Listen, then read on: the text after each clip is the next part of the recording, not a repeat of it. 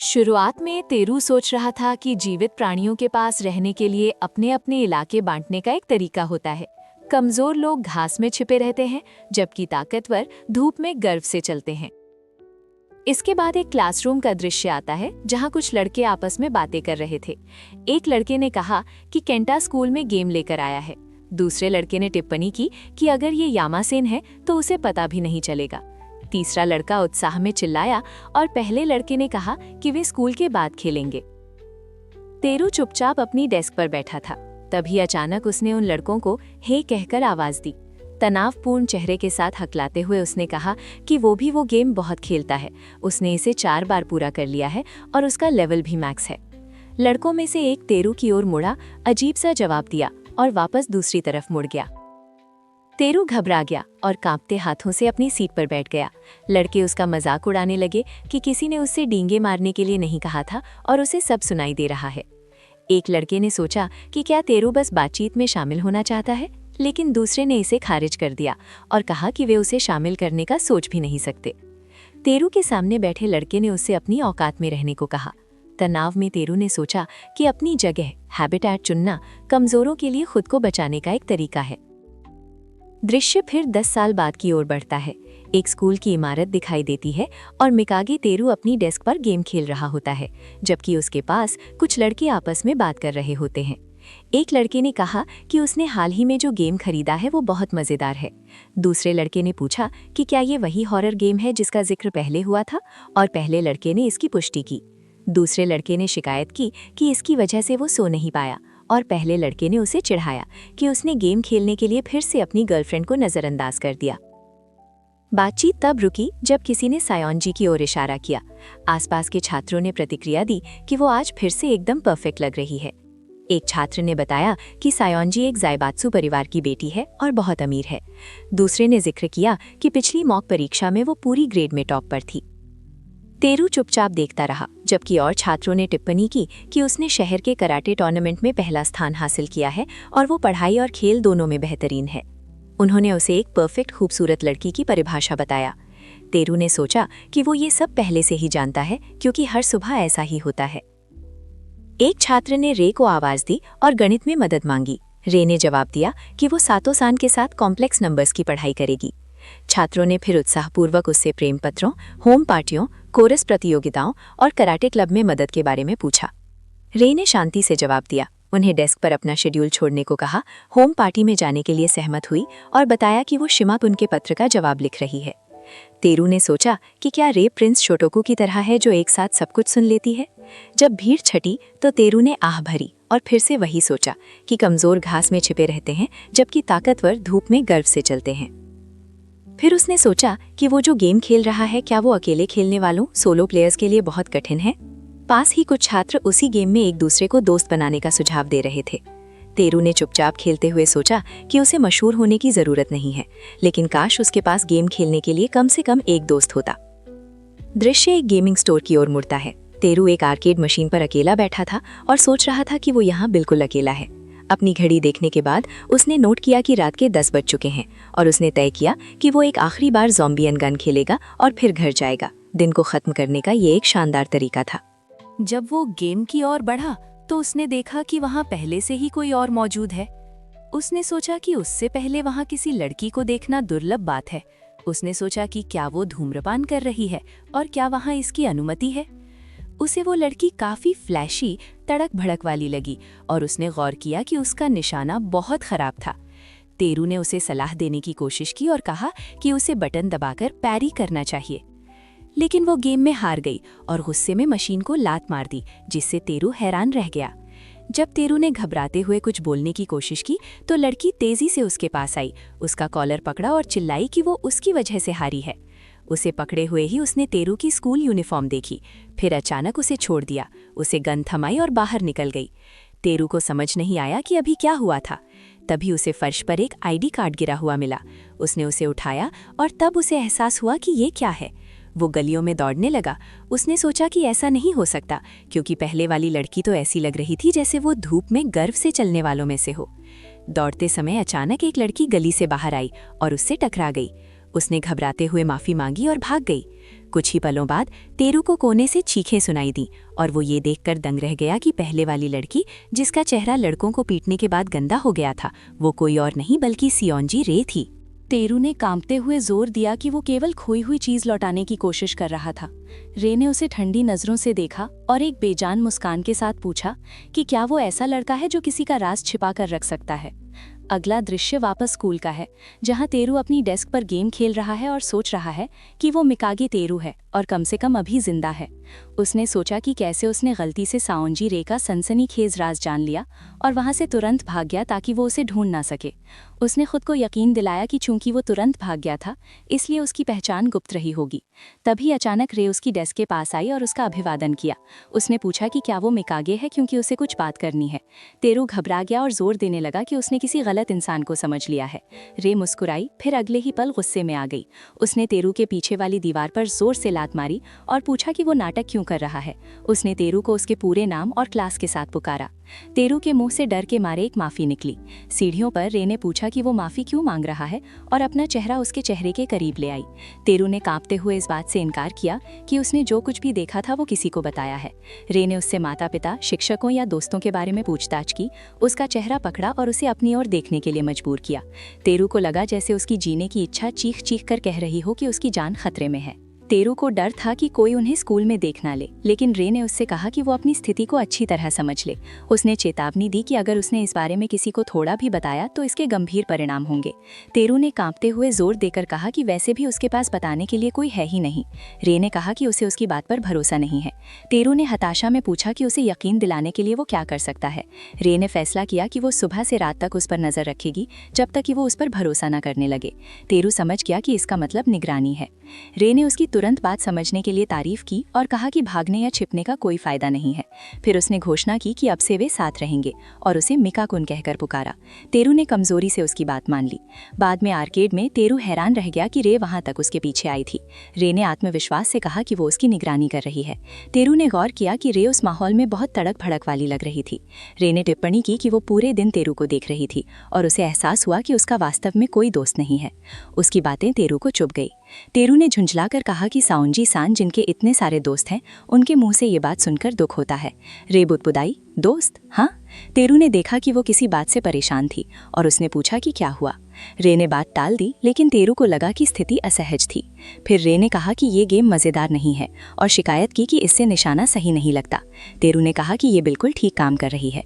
रे गुस्सा हो गई और पूछा कि क्या तेरू का मतलब है कि वो गेम में खराब है। तेरू ने घबराकर इनकार किया और सोचने लगा कि वो बहुत गुस्सैल है। रे ने उसे स्कोरिंग मैच की चुनौती दी।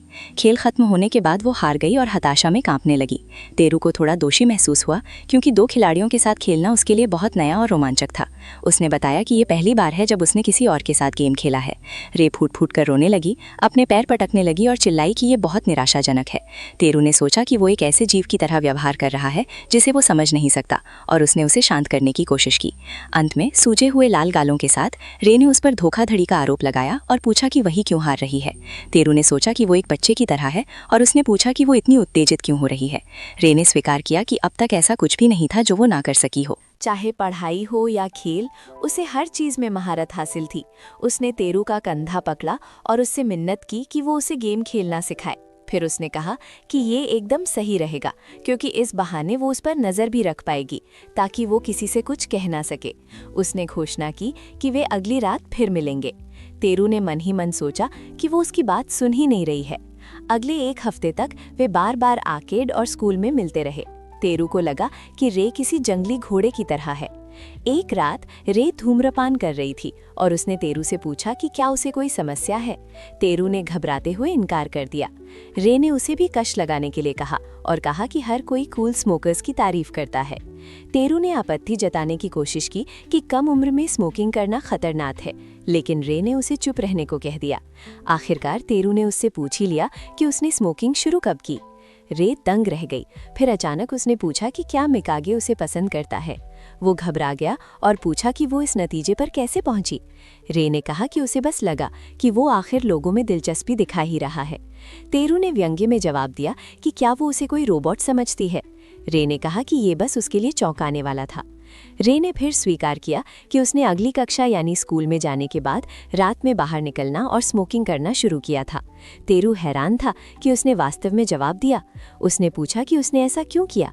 रे ने समझाया कि वो हमेशा मुस्कुराने, लोगों की उम्मीदों पर खरा उतरने और उस लोकप्रिय अमीर लड़की की छवि से थक गई थी।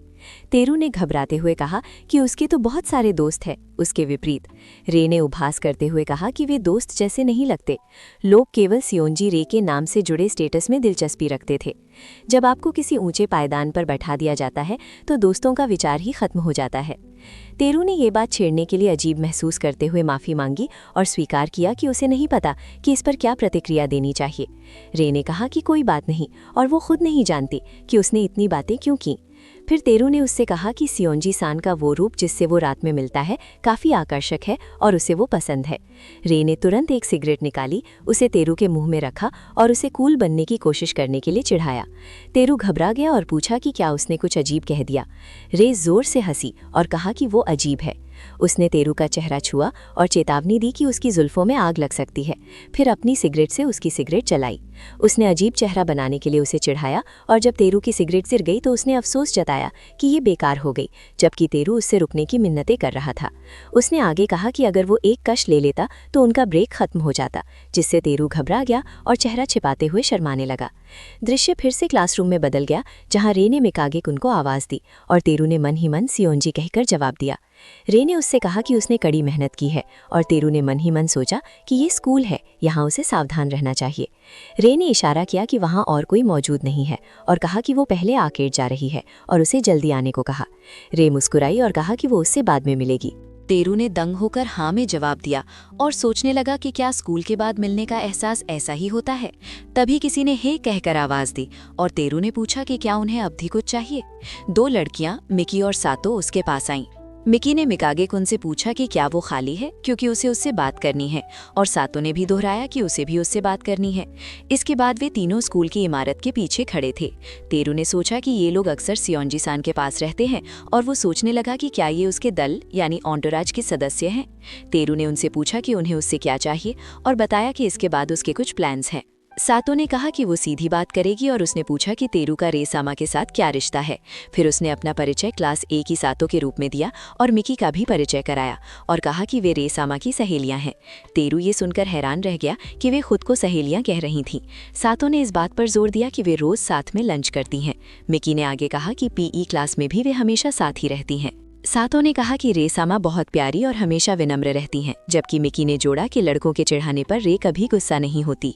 सातो ने कहा कि रे हमेशा शांत रहती है और मिकी ने उसे एक परिपक्व महिला बताया। तेरू ने सोचा कि वे जो कुछ भी कह रही थी वो सब गलत था। सातो ने समझाया कि उसने सुना है कि आजकल कोई लड़का रेसामा के इर्द गिर्द घूम रहा है, इसीलिए वो जांच करने आई है। उसने तेरू को गुमनाम यानी नोबॉडी कहा। सातो ने बताया कि रेसामा हर किसी के लिए प्रेरणा है और अपने दोस्तों की रक्षा करना स्वाभाविक है, इसीलिए उसने तेरू का सामना किया। तेरू ने मन ही मन सोचा कि ये भी सही नहीं है, क्योंकि सियोंजी सान असल में गुस्सैल है, उसे हारना पसंद नहीं, वो बचकानी है और बात बात पर भड़क जाती है। तेरू ने अपने कपड़े कसकर पकड़े और उसके मुंह से बमुश्किल शब्द निकले। सातो उसके करीब आई और कहा कि मिडिल स्कूल में हाजिरी के दौरान तेरू का नाम हमेशा छोड़ दिया जाता था, जिसकी वजह से उसका नाम एर यानी। तेरू स्तब्ध रह गया और अपनी औकात में रहो शब्द उसके दिमाग में गूंजने लगे। सातो और मिकी ये कहकर वहां से चली गई कि उन्हें बस इतना ही कहना था। पसीने से तरबतर तेरू जमीन पर बैठ गया और सोचने लगा कि उन्होंने जो कहा वो सही था। दृश्य फिर गेम शॉप की ओर बदल गया, जहां रे बैठी स्मोकिंग कर रही थी। उसने टिप्पणी की कि उसे लगा था तेरू नहीं आएगा। तेरू ने देर से आने के लिए माफी मांगी। रे मुस्कुराई और उसने अभ्यास प्रैक्टिस करने का सुझाव दिया। उन्होंने गेम खेला और जैसे ही रे ने ध्यान केंद्रित किया, तेरू ने उससे कहा कि उसका निशाना अब बेहतर हो गया है। रे शर्मा गई और उसे धन्यवाद दिया। जब उसका स्कोर तेरू से आगे निकल गया तो रे ने मन ही मन सोचा कि ये काफी हद तक सच है। गेम खत्म होने के बाद जब रे जीत गई तो वो शर्माते हुए जोर से पूछने लगी कि क्या वो वास्तव में जीत गई है। फिर उसने तेरू से पूछा कि कहीं वो जानबूझकर हार तो नहीं रहा। तेरू ने कहा कि वो अपनी पूरी कोशिश कर रहा था और उसने आगे कहा कि सियोंजी सान वास्तव में बहुत अच्छी है।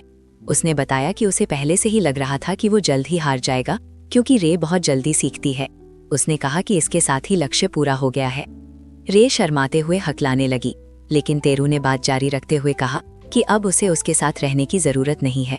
रे दंग रह गई और उसने पूछा कि क्यों। तेरू ने उसका हाथ पकड़ा और समझाया कि अगर किसी को पता चला कि उसके जैसा कोई लड़का सियोंजी सान के साथ है तो ये बहुत अजीब लगेगा। उसने कहा कि रे को अब ये एहसास हो गया होगा कि उसकी रात की सैर के बारे में किसी को बताने वाला कोई नहीं बचा है, और भले ही ये उसकी निगरानी का हिस्सा था लेकिन ये उसके लिए अप्रिय रहा होगा। तेरू ने आगे कहा कि सियोंजी सान उससे बिल्कुल अलग है। तेरू ने झुककर अब तक उसे परेशानी देने के लिए माफी मांगी। रे को बहुत दुख हुआ और उसने कहा कि वो समझ गई है। जब तेरू ने रे का चेहरा देखा तो वो रो रही थी। रे ने कहा कि वो भी बाकी सब लोगों जैसा ही है। उसने अपने आंसू पोंछे, विदा कहा और वहां से भाग गई। तेरू ने उसे जाते हुए देखा और खुद से कहा कि ये ठीक है, ये सब उसी के भले के लिए है और अपने अपने इलाकों यानी स्थानों में वापस लौट जाना ही सही है। फिर उसने गेम की ओर देखा, सिक्का डाला, गन उठाई और ज़ॉम्बीज़ को मारने लगा। लेकिन वो सोचने लगा कि अचानक अब उसे मज़ा क्यों नहीं आ रहा है। उसने एक तरफ देखा और रे के उस खुशमिजाज चेहरे के बारे में सोचा। अचानक उसने गन वापस रखी, अपना बैग उठाया और दौड़ने लगा। वो सोच रहा था कि उन दोनों ने सच में बहुत मजे किए थे और उसके दिल में कहीं ना कहीं एक उम्मीद थी। उसे याद आया जब रे ने कहा था अगली बार हम कोई दूसरा गेम खेलेंगे। वो ठुकराए जाने से डरता था और उसमें रे के साथ खड़े होने का आत्मविश्वास नहीं था। उसने सोचा कि रे हमेशा उसका इंतजार कर रही थी। तभी चीखें गूंजी और दृश्य में जमीन पर खून दिखाई दिया। रे को लड़कों के एक समूह ने घेर रखा था। उसने अपनी नाक से खून पोंछा और उन्हें ताना मारा कि एक लड़की से निपटने के लिए उन्हें पूरी भीड़ की जरूरत पड़ रही है। एक आदमी पास आया और बोला कि ये तो बस एक शुरुआत है।